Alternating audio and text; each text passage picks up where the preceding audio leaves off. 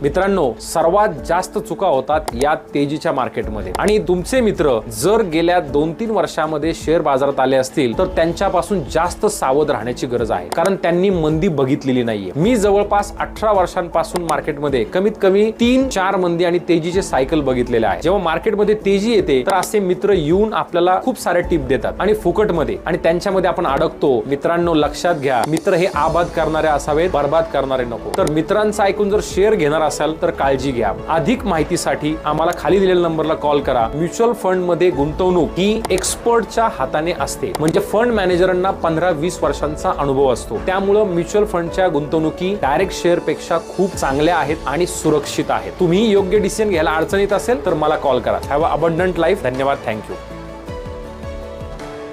Mutual fund investments are subject to market risks. Read all scheme related documents carefully.